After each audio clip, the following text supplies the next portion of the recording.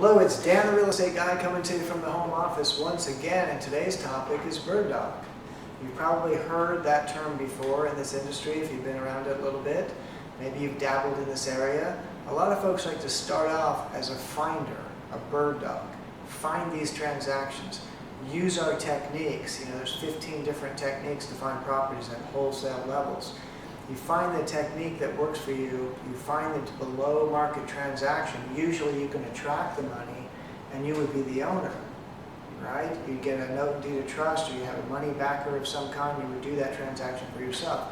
However, some folks would rather work that same transaction, at least at the beginning of their career, as a bird dog, meaning that they're going to hand that deal off for a fee to another professional in the business. So it's very critical that they network with those folks. Sometimes it's done through investors clubs in the area. Sometimes they just meet people out in the field and they get their names and numbers and build a contact list of cash buyers for real estate. Heck, they can advertise for them. Once they've done one or two deals, they probably have a little network of cash buyers. Now, why would a guy want to try out as a bird dog instead of being the owner? A lot of times it's because they want to get paid as soon as they find a transaction.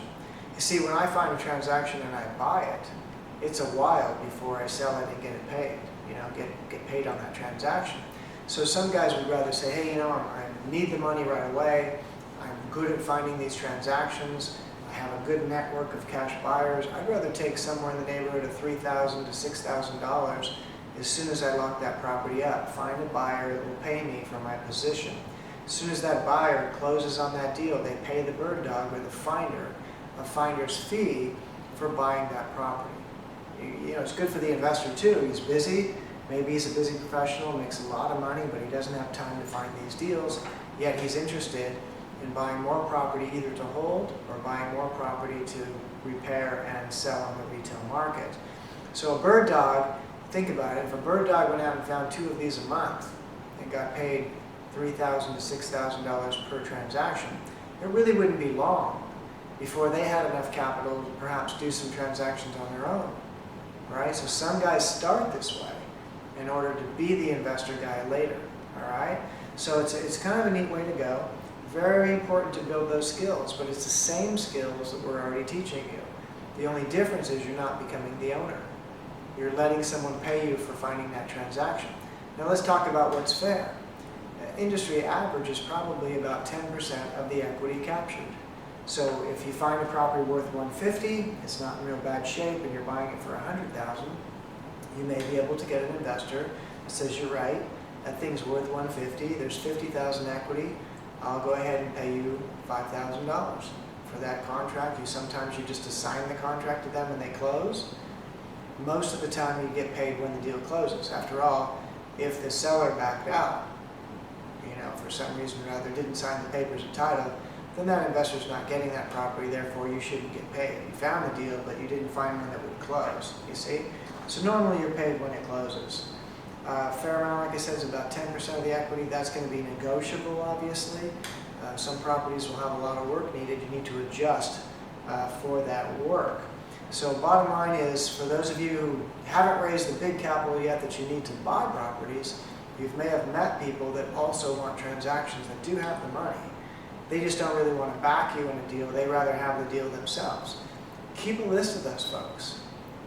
Maybe you start off intending to be the owner, but you get a great one and you don't have funding right away. You can sell it to one of your investor buyers and get paid a fee for that. As long as it closes, you get your fee for finding that transaction. You keep doing those. Hey, sometimes you have your money tied up, but somebody you made an offer to 3 weeks ago calls you back. Rather than say, no, my plate's full, I've already got 2 transactions going or one or whatever, maybe you go ahead and lock that up with a contract in your name and or assignees, and then you'll assign that contract to the guy who's going to close, and when he closes, you've agreed with him what you're going to get paid. Now, I would always be upfront with the seller about that. It's okay to tell them the truth. That's what you're supposed to do. Let's say you do have your plate full, you're doing a couple transactions, the guy really liked you, he calls you back after a month, he says, I want to do that deal with you. And you say, my plate's full, but I network with other people that do what I do. Would you mind if I go ahead and we write up a contract, give me 10 days or give me some, limited time to find that buyer to take my place.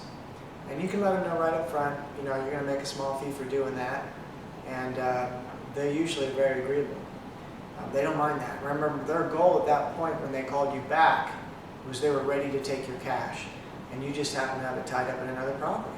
So bird dog or bird dog fees or finder's fees or however you want to call it, you're already doing it. It's just a matter of, do you close and you own it, or do you want to work just like a bird dog and just get lots of these going and make lots of investors happy, building that list up, becoming basically a professional bird dog until you get that income real high, and then you pile up your money a bit, and now you're ready to pay cash for one yourself. So another very powerful concept. You can do this. You know, this really speaks to those who look at these videos and think that they can't raise the money for some reason. Well, don't raise the money then. Raise lots of people, you know, find lots of people that can buy these deals, right? You're going to need to make sure they're real. You're going to need to make sure they close transactions. There's easy ways to check that in the county records. Ask them for what they closed recently and check it out. Make sure they can operate. The worst thing you can do is tie up a seller and then not close. So anytime you're doing these kinds of transactions, be open and honest. You're trying to serve everybody in the situation. You're providing a service to the seller, you're providing a service to the investor, you're putting together, you're taking a finder's fee for your efforts, and you're moving on to the next transaction. Very exciting technique. I've seen a lot of young folks use this technique. I had 2 or 3 bird dogs bringing me transactions back in the 90s.